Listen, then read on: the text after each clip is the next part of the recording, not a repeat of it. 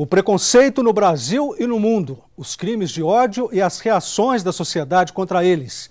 Participando do Via Justiça de hoje, a juíza Fabiana Páscoa, diretora da Secretaria de Gênero da Associação dos Magistrados Brasileiros e titular da 7ª Vara de Família de Belo Horizonte, e o professor de Direito Constitucional da UFMG e PUC Minas, José Luiz Quadros de Magalhães.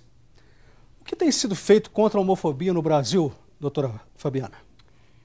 Esse é um caminho, né? Eu acho que sempre se parte da questão da divulgação, de tentar mostrar à sociedade o quanto determinada atitude ela é ruim, ela é feia, ela é nefasta, né? E isso tem se feito.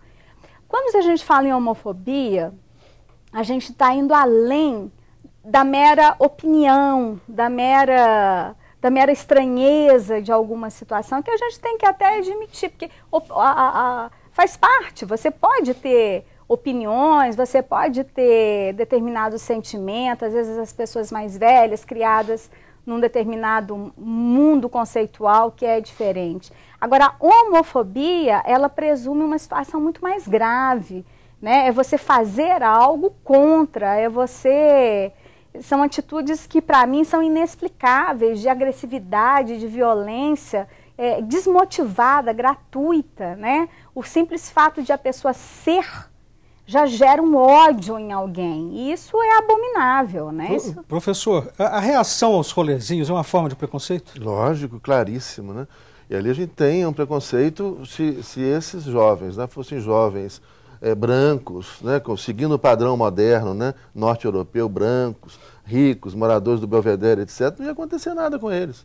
Né? Eles vão, a maior parte dos rolezinhos, as pessoas estão passeando pelo shopping center e só pela sua condição. Eu vi uma charge uma vez, agora, do Angeli, muito interessante. Nessa charge tinha vários jovens contra a parede, né, que tinham dado o rolezinho, e 2 policiais, enfim, revistando os meninos, até que o menino vira para trás e fala: pai, né, é muito isso, olha, qual é o perfil, né, dessas pessoas que são perseguidas? Quem é que morre em Belo Horizonte, uma cidade que tem um número absurdo de homicídios ao mês? Né? É sempre o pobre e, a maioria das vezes, o negro. Né? É claro que isso, se fossem jovens brancos e com dinheiro, não seria essa a ação. Gostaria que a senhora fizesse agora a diferença entre racismo e injúria racial. A injúria racial ela é prevista no artigo 140, parágrafo 3º do Código Penal. Ela implica em usar de forma, por palavras, por termos, por algum ato, ofender, agredir alguém que pertence a um grupo discriminado, né? Ela tem um fim de preconceito, de discriminação de determinado grupo. Pode ser por questão racial, de etnia, de religião, de orientação sexual, seja lá o que for. O racismo, ele é mais grave. O racismo ele implica em formas de segregação, né, de um grupo, daquela raça. São atos mais graves. Por exemplo, você impedir que determinada pessoa, porque ela é de determinada cor, raça, ela se sente num determinado lado da classe, ou antigamente nós vemos muito a segregação dos Estados Unidos, que não podiam entrar no ônibus ou tinham que ficar do lado de trás. A questão de ir na igreja tal são só negros, na outra igreja só brancos. Isso é racismo, é um crime grave, ele é inafiançável, imprescritível. A pena dele é mais grave, salvo engano, ela é em torno de 3 a 5 anos, pena de reclusão. Na injúria racial, a pena é mais leve também, é em torno de 1 ano, pode ser substituída por uma pena alternativa. E é condicionada, é de representação condicionada do Ministério Público. Estamos chegando ao final do programa, mas vamos partir para as considerações finais. Se desse para o senhor falar um pouquinho sobre o preconceito religioso, né?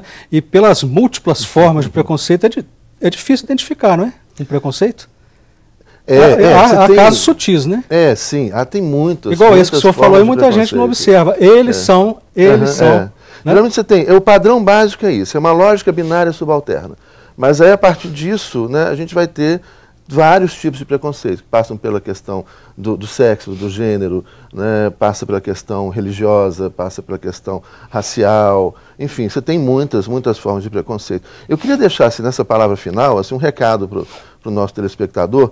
Existe hoje um movimento, né, o direito vem mudando muito. No Brasil a gente tem decisões judiciais importantes em relação ao reconhecimento do direito à diferença, e hoje tem um movimento que chama a Rede por um Constitucionalismo Democrático, que reúne mais de 300 constitucionalistas em toda a América Latina, em todos os estados da América Latina.